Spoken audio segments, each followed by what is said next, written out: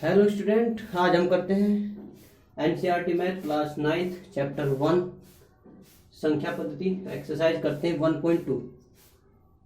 पिछली एक्सरसाइज में हमने परिमेय संख्याओं के बारे में सीखा और दो परिमेय संख्याओं के बीच परिमेय संख्या किस प्रकार से ज्ञात कर सकते हैं, ये हमने पिछली प्रश्नावली में सीखा है।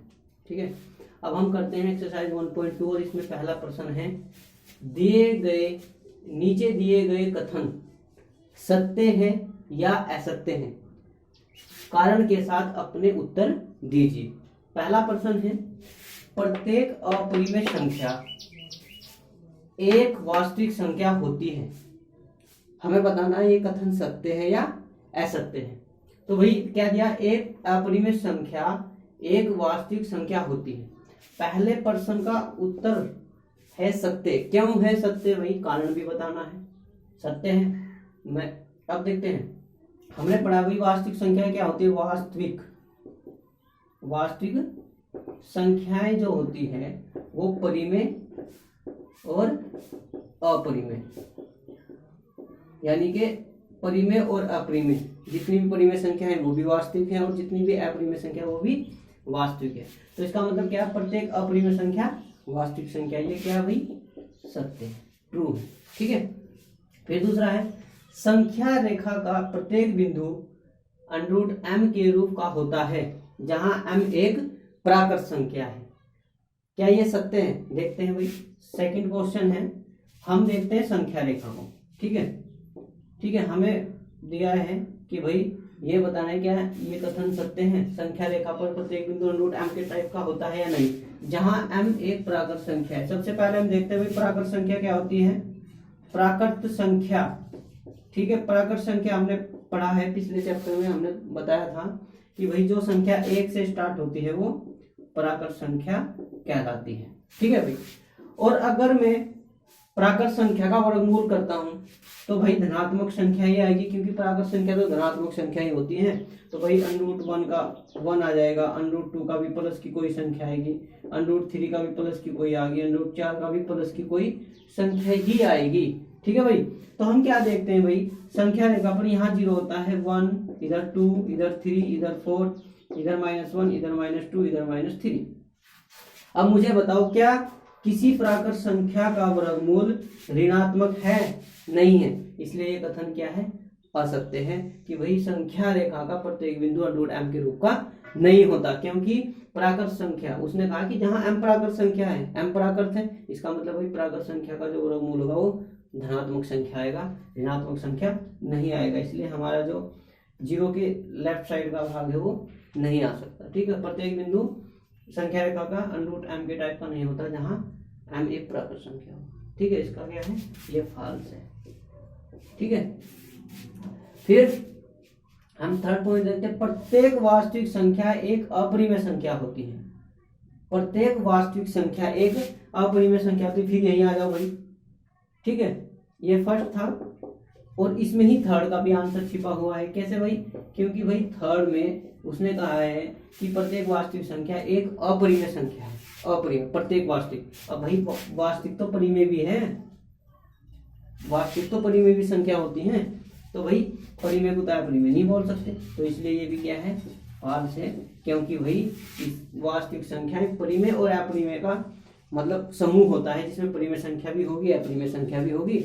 लेकिन इसने कहा प्रत्येक वास्तविक संख्या एक अपरिमेय संख्या होती है। प्रत्येक नहीं होती, सभी वास्तविक संख्याएं अपरिमेय संख्याएं नहीं होती, क्योंकि इसमें अपरिमेय भी होती है। क्या है, फॉल्स है। ठीक है भाई, आया समझ में? ठीक है, नोट करो।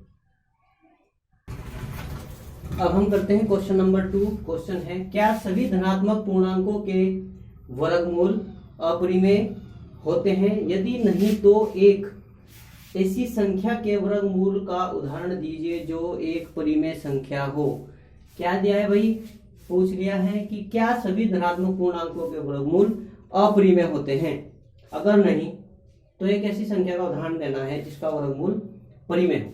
ठीक है भाई, तो देखते हैं भाई इसका आंसर होगा नहीं। क्यों होगा नहीं, क्योंकि भाई √4 है। ठीक है, इसका जब हम वर्गमूल ज्ञात करते हैं तो ये 2 होगा, जो एक परिमेय संख्या है। ठीक है भाई, इसके अलावा अगर हम 9 का देते हैं, 9 का वर्गमूल कितना होगा 3, ये भी परिमेय संख्या है। तो यानी कह सकते हैं कि भाई सभी धनात्मक पूर्णांकों के वर्गमूल अपरिमेय संख्या नहीं होते। तो इसका आंसर क्या भाई, नहीं। ठीक है, ऐसे और भी संख्या है, जैसे 16 है, 16 का वर्गमूल 4 है, ये भी परिमेय है। ठीक है भाई, ऐसे ही 25 भी है, यानी कि 5, ये भी परिमेय संख्या है। ठीक है, इस प्रकार से बहुत सी धनात्मक पूर्णांक ऐसे हैं जिनका वर्गमूल परिमेय संख्या होता है। ठीक है, सभी धनात्मक पूर्णांकों का वर्गमूल अपरिमेय संख्या नहीं होता। अब हम करते हैं क्वेश्चन नंबर 3। संख्या रेखा पर √5 को किस प्रकार निरूपित किया जा सकता है। √5 को संख्या रेखा पर निरूपित करना है। देखो भाई, अगर हम किसी भी परिमेय संख्या को निरूपित करते हैं तो वो सिंपल सी बात है भाई, एक परिमेय एक संख्या रेखा खींचते हैं। जैसे हमें 2 को निरूपित करना है, 1 2 3 4 -1 -2 -3, तो हमें 2 को अगर निरूपित करना है तो 2 तो ये सिंपल सी बात है। लेकिन √5 को हम इस संख्या रेखा पर कैसे निरूपित करते हैं, तो भाई इसे करने के लिए हम क्या करते हैं भाई, √5 को, ठीक है, सबसे पहले हमें देखना ये है कि भाई ये जो संख्या दी हुई है इसे इस रूप में लिखना है, यानी कि 2 ऐसी वर्ग संख्या जिनका योग ये 5 हो, √5 में आ जाएगा। देखो कैसे भाई, हम √5 को लिख सकते हैं, जब इसे सोल्व करेंगे √5 को लिख सकते हैं 2 का स्क्वायर प्लस 1 का स्क्वायर। ठीक है, क्यों किया हमने ऐसे, क्योंकि देखो भाई ध्यान से सुनो कि हम अगर √5 प्राप्त करना चाहिए, यानी कि 2 ऐसी संख्याओं में तोड़ते हैं जिनका वर्ग करके ये 5 आ जाए और फिर इसका वर्गमूल होगा।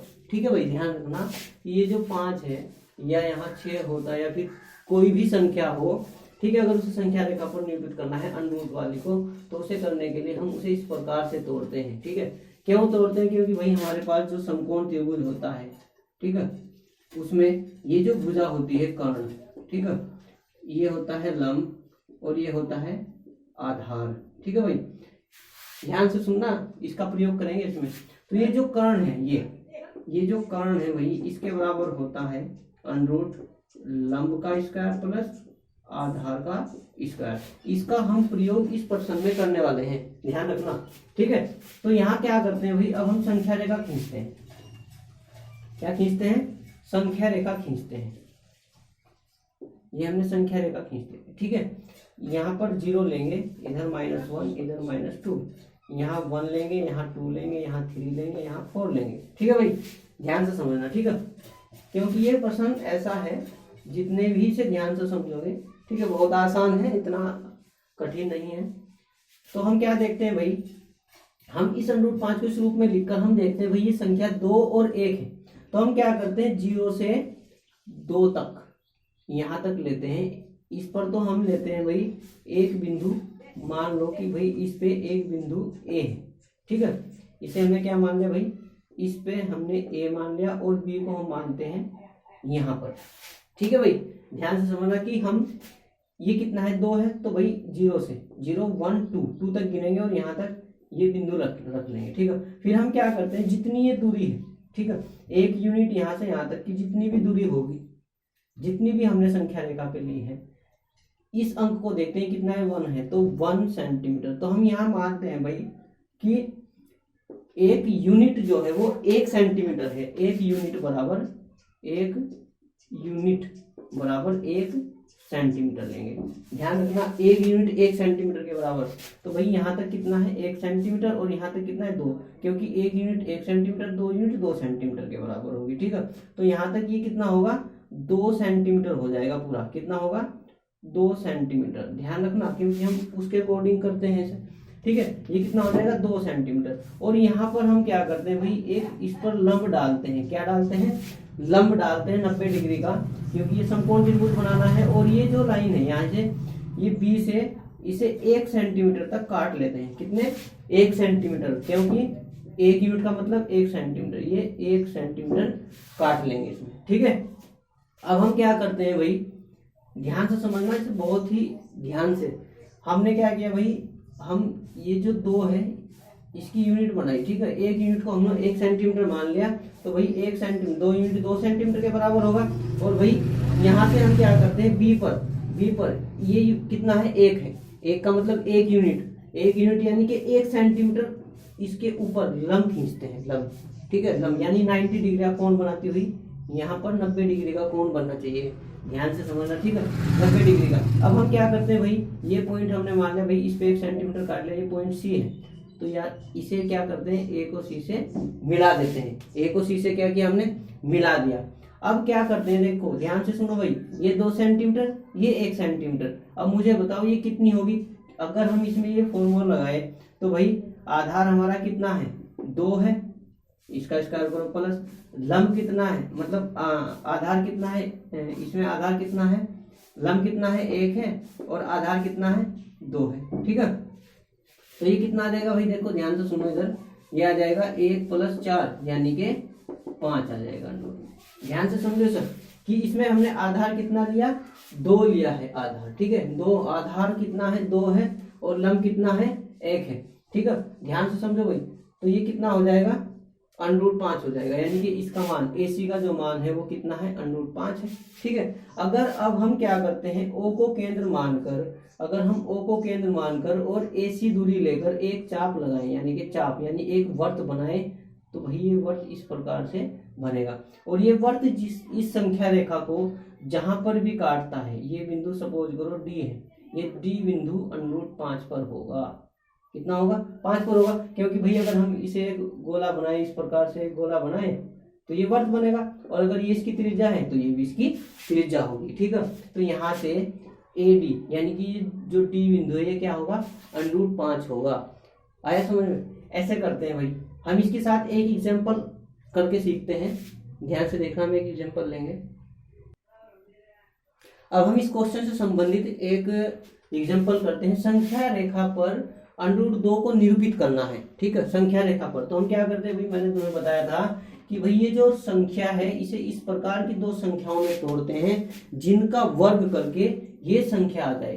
तो हम 2 को कैसे तोड़ेंगे भाई, 1 का वर्ग प्लस 1 का वर्ग, यानी 1 का वर्ग 1 और 1 का वर्ग 1 और दूसरे 1 का वर्ग 1, 1 और 1 2 आ जाएगा, यानी कि √2 हो जाएगा। इस प्रकार से तोड़ते हैं, ठीक है। फिर मैंने तुम्हें बताया था कि भाई हमें जो है समकोण त्रिभुज में जो कर्ण होती है ये इन दोनों भुजाओं के वर्गों का वर्गमूल होगा, ठीक है।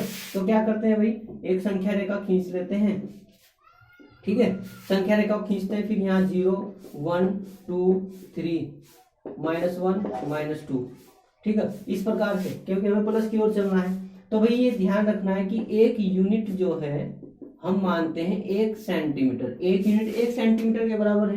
पिछले क्वेश्चन की बात है, हमने इसमें भी भाई 1 यूनिट 1 सेंटीमीटर के बराबर हम मान लेते हैं। तो भाई हम क्या करते हैं, इस पॉइंट को हम मानते हैं A, ठीक है।